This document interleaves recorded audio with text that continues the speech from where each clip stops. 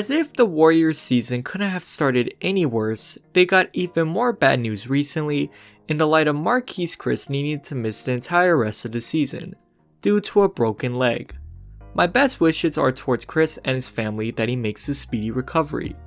But for the best interest of the Warriors, it might make the most sense to waive Chriss and pay the guaranteed money in his contract in order to create an opening roster spot.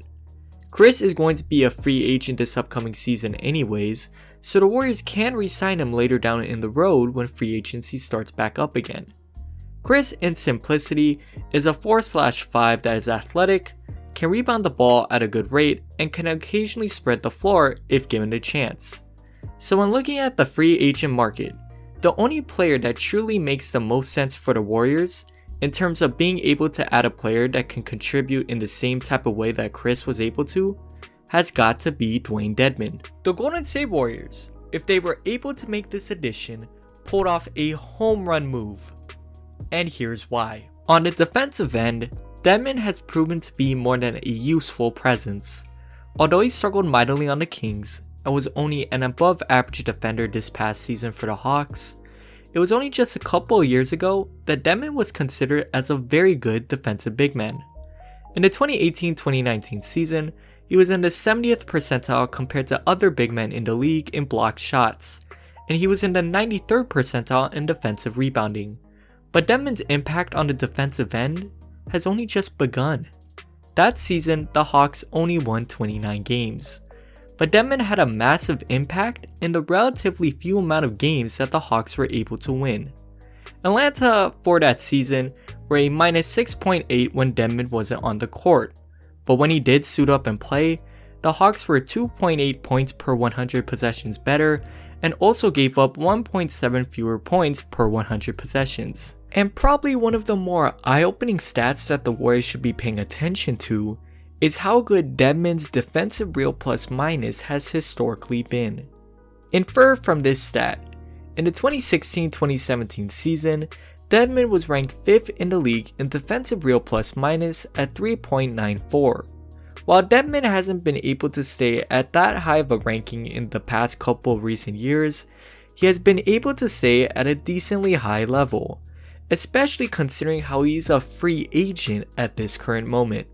And probably the funniest thing to me is that people want to act that Dedmon has completely faded away, when he truly hasn't. As mentioned before, he has declined a good bit, but he was basically averaging a block per game in only 17 minutes this past season, and he also held opponents to a 50% finishing rate around the rim.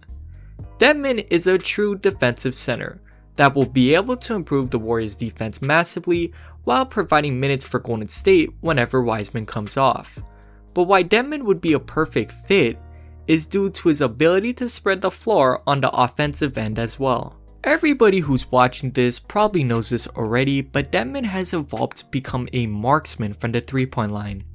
His time with the Kings and his second reunion with the Hawks should be disregarded in terms of his 3-point shooting, because the Kings barely played him and he didn't really get a chance to even play with the Hawks before the delay occurred. When looking at the seasons that actually mattered, he shot 35.5% and 38.2% from the 3-point line, on around 3 attempts per game. The stat that can best describe Dedmon's ability to spread the floor is how in the 2018-2019 season, he was in a group of only 10 centers who attempted more than 200 threes in the season. He ranked 2nd in the list, only behind Karl-Anthony Towns in actual 3-point percentage. And while Dedmon can spread the floor, this isn't the only area to his offensive game that he excels in. As shown through, again, in the 2018-2019 season, Dedmon was ranked in the 83rd percentile at pick and roll points, and 1.28 points per possession.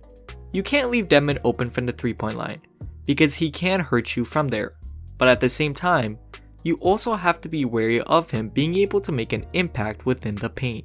But honestly, the final area that would make Dedmon such a great signing for the Warriors is that Dedmon is used to and plays well in a fastened pace. Dedmon playing with a Hawks team that really like to have an up-tempo style play really flourished well in being able to rim run and getting easy opportunities because of this. The Golden State Warriors as of right now ironically lead the NBA in pace factor at 113.7. Can anybody see what I'm trying to say here? In conclusion, Dedmon is a great defender, can rebound the ball, helps the team defense mightily, can spread the floor, and can contribute to winning basketball. The Warriors need to try and sign him ASAP. Let me know what you guys think. Until next time, peace.